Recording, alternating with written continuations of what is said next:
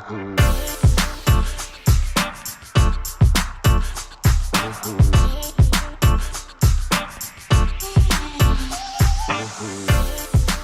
idea of wealth creation is a very hard struggle. Is that from upbringing? Is that from a lack of education when it comes to running money? Why are we struggling with it as Black people? We're not patient. We're not patient with the process, because building or creating wealth is a process. We wanna get it now, and we wanna get it easy, and and that's the hard topic. That's the hardest thing to building wealth, is patience.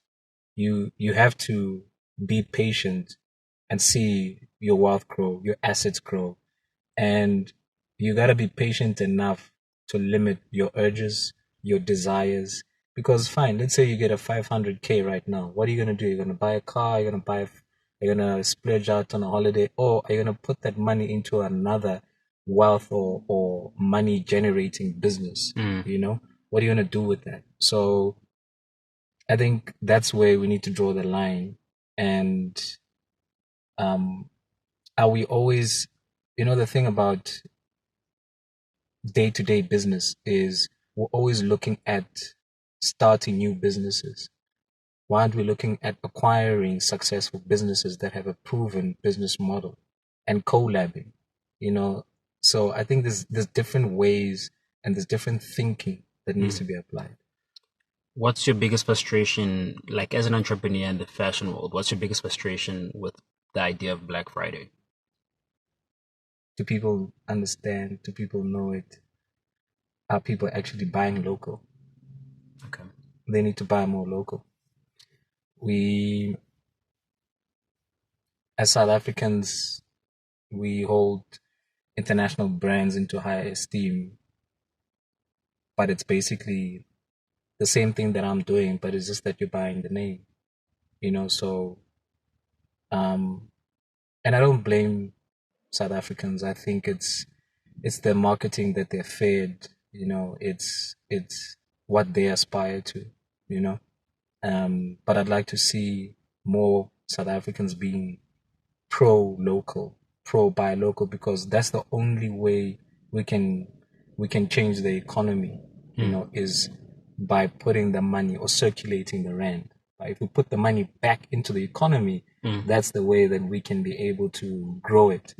And for me personally, I don't want to give power to any other person in a suit and tie. I'd rather give power to a small business who's able to employ more people, who's able to employ guys who are able to manufacture. I was thinking about this the other day. Every single business needs a graphic designer.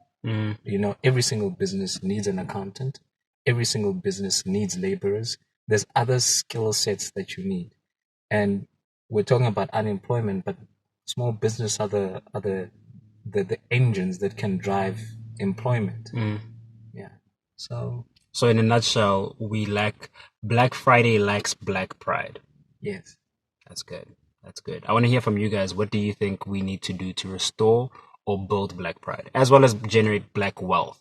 We always think wealth has no skin color, but at this rate in South Africa, we actually need to think about that. Because generational wealth also. Yeah.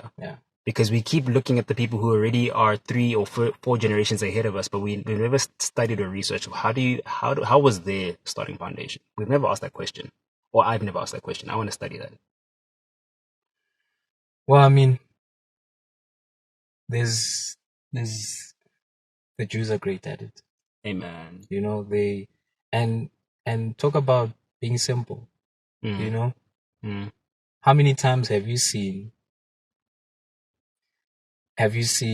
a wealthy person driving an MP200, for example, going into a big ass mansion, or that person knows that they've got wealth that is ready for their kids? Yeah. How many times do you see a Black person driving a BMW going into a flat, and they're not necessarily looking after the wealth or the next generation?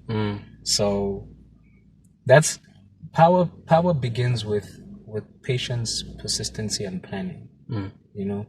And how you build it is you build it just through those three pillars, Yeah.